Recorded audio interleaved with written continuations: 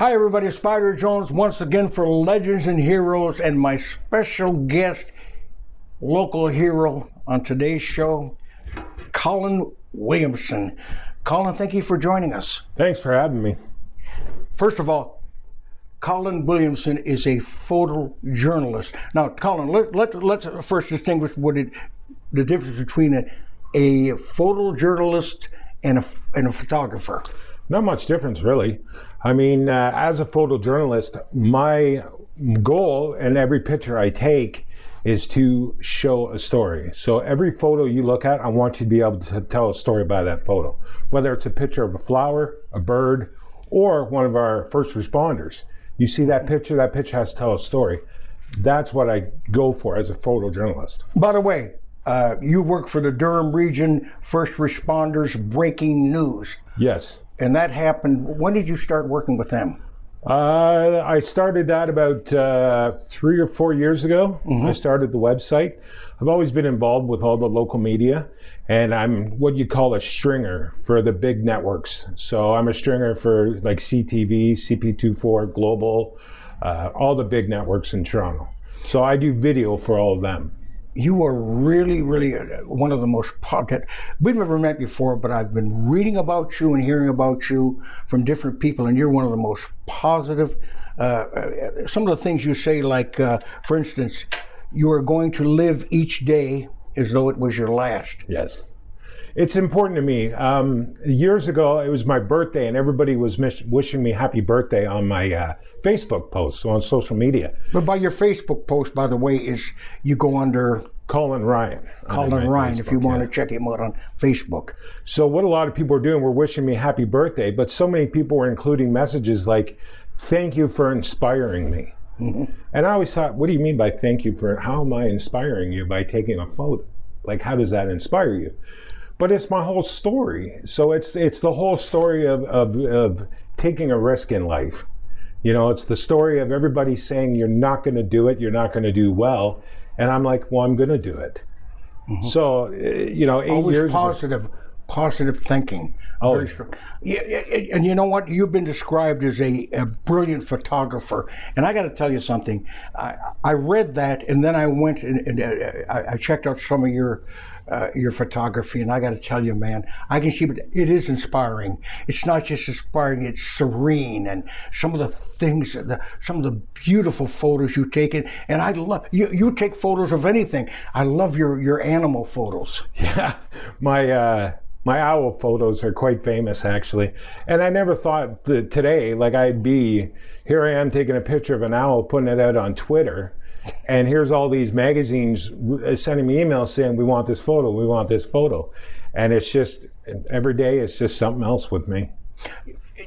You're part of the first responders, so I mean there are a lot of times you show up in among the first responders, and it's not very pleasant. It can be very, very difficult too.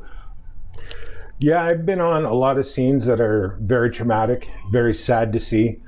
With that though, I also, when I'm photographing and filming, I make sure that I only photograph and I focus on the first responders. Mm-hmm. So you'll never see pictures of victims or anybody involved in a crash. I even take the step and go block out license plate numbers. So when I tweet out a picture of if it's a vehicle that was involved in a crash, there's never going to be anything identifying that vehicle to anybody. So tell me about your career as a photojournalist. When did this begin, and who inspired you? What inspired you? How did you decide that's the kind of career you wanted? I was inspired as a photographer when I was a young kid. I met a gentleman that was taking pictures of lightning right by my backyard. So I ran across the street, and I thought it was pretty cool what he was doing. You know, it's a thunderstorm, and he's trying to get a picture of lightning. So, you know, so I said to my mom, I said, you know, can you buy me a camera? And I want to see if I can get a picture of lightning. So I did. And when I was 13, I got a picture of lightning. I was up in the CN Tower, and I got half of the bolt of lightning. And I was so happy. It was the most remarkable photo I've ever seen. And that was my love for photography right there. And then as I grew up wanting to be a police officer, and then wanting to be a firefighter, and even a paramedic, I wanted to be a paramedic. And I just never did. I just made choices when I was young. And now I've taken my photojournalism and I've transferred that into being a part of the first responder family. Yeah, that when there are people out there listening now, and that's what they'd like to become, a photo. And now you teach people too, don't you? I help people. Yeah, I don't really teach. Like I don't charge to teach people. You're a mentor. But I try to help and inspire people. And I have a really good friend, Victoria, and she started off as a basic photographer, and now she's out there with me photographing the Northern Lights. It's amazing, right? And to see the glow on people's faces because they're trying to be a photographer, and then I show them a little trick, and to see that face, to me, it inspires me more than it inspires them. Yeah, I think it's something. I'm not going to talk financially about it, but it's gratifying when you do something, when you take these beautiful pictures. Is there this one, how would you say, favorite story that you covered? I mean, you've covered so many. That's probably a loaded question. I've covered thousands, and to be honest, I think every story is my favorite. Even today, I was on a scene of a police investigation, and that's all we know is that it's a police investigation. But being there, seeing the canine dogs, I had 3 different canine dogs on the scene, and even just that is, to me, is amazing, and I love it. And it's the best feeling when the guys, hey, Colin, how are you? And even though I don't know what's going on because they never tell me, but to take a photo of the canine and to film the canine walking right by me is amazing. And it's a good feeling. But you've covered some things that could be kind of dangerous in terms of protests, like they had the protests where you're the one wearing a mask, and people get on you because you're wearing a mask. And yeah, I had, and that's weird. I usually don't have a hard time, but I had somebody, because I had a mask on, they were making fun of my mask and say I don't belong here because I have a mask on. And to me, it's like, well, it's your right not to wear a mask. Well, it's my right to wear a mask, and I choose to wear a mask because I want to make sure when I'm out there in the field that I'm covered, right? That I have a mask on and that I keep everyone safe. And do you get any threats? Any physical threats? I have believe it or not, I get a lot of messages sent to me calling me bad names and stuff because I'm pro-police. I support the police. That's tough to deal with. I mean, look, folks, I've been through this on Facebook because Facebook seems to be a place, excuse the expression, where suddenly candy butts turn into hard rocks, and I call them keyboard warriors, and how do you deal with that? I ignore it. I really do. Yeah, I guess that's advice. When I never read the comments. I have all my commenting turned off. So the only way I find out about stuff, people will message me saying, "Oh, this, Bob such and such made this horrible racist comment. You might want to delete it." But other than that, I don't read the comments because I try to stay away from stuff that brings you down. I want to make sure that I'm up every day.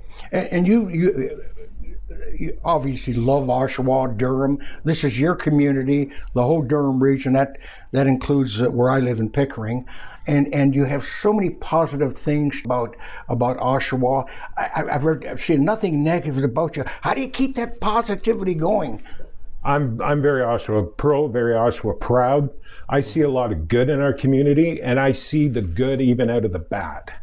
So you'll hear of a shooting, which is obviously bad, and I always find the good out of that shooting. Like, okay, what did they do? So the person lived because of our incredible first responders, paramedics, police that showed up, rendered first aid, anywhere from a police officer being on scene first, putting on a tourniquet, right? So they apply that, they stop the bleed, they save the person's life.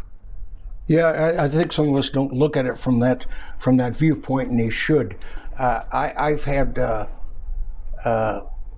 I'm pro-police. A lot of people would suggest I'm not because I call them out when they're wrong. But the fact is this, I agree with you. Without police officers, we have nothing but chaos here. And I think many people tend to not look at both sides of a story. They just jump on it because something happens. But I got to tell you this, and I think you can agree as a photojournalist that it'd be utter chaos if we didn't have to answer to the law.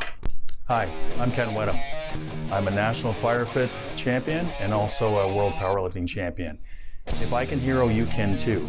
Say thank you to your local community heroes on iCanHero.com.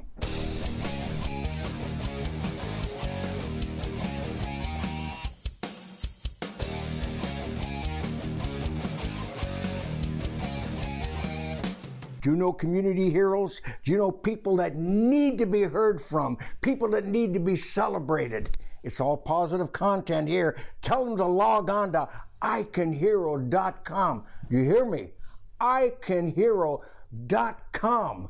And remember, folks, if Spider Jones can hero, you can hero too.